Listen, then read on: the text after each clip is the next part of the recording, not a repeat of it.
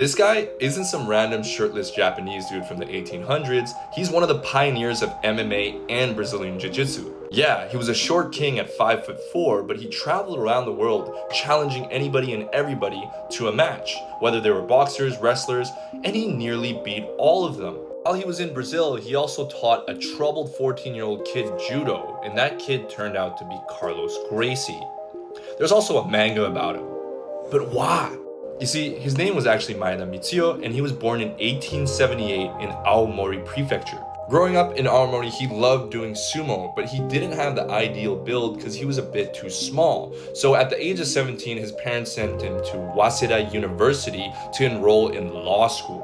While Maeda Mitsuyo was in Tokyo, he goes to Kodokan, which is the home of judo, and trains directly under Kano Jigoro, who was the founder of judo.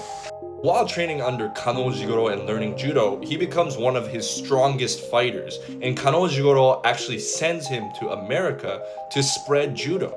So Maeda and two other students land in New York City to spread judo. They start challenging people, demonstrating it, and Maeda was dominating. He was flipping dudes twice his size, football players, you name it. They even go to the US Military Academy to demonstrate judo, and Maeda was dominating. But another guy named Tomita was struggling against a guy that was like 3 times his size and also an all-American football player. And the New York Times said this. And this pissed Maeda off. And Maeda and his students weren't really taking that seriously, but Maeda kept challenging dudes that were twice his size and over 200 pounds. So he starts traveling the world as a prize fighter, challenging anybody with any martial art, and he was super confident in his judo, or here it says Kano Jiujitsu, which is pretty interesting. But basically what he'd do against like boxers, but he would just shoot for the legs and then choke them out. Even tried to get a match with Jack Johnson, the first black heavyweight champion of the world, but he was just kind of ignored. So Maeda finally gets to Brazil, and he even fights a capoeira martial artist, and for some reason Maeda lets him use a knife, and Maeda beat him too.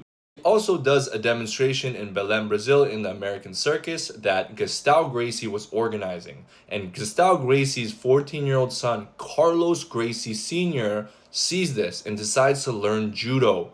Carlos becomes a student of Maeda and becomes super passionate about judo, even bringing his younger brother Helio Gracie, and they basically build the foundations of Brazilian Jiu-Jitsu. The craziest part is that there's more people that practice Brazilian Jiu-Jitsu than judo nowadays. Also, fun fact, Maeda becomes a naturalized citizen of Brazil, gets a Brazilian name Otavio, and this is his Brazilian family. Pretty crazy.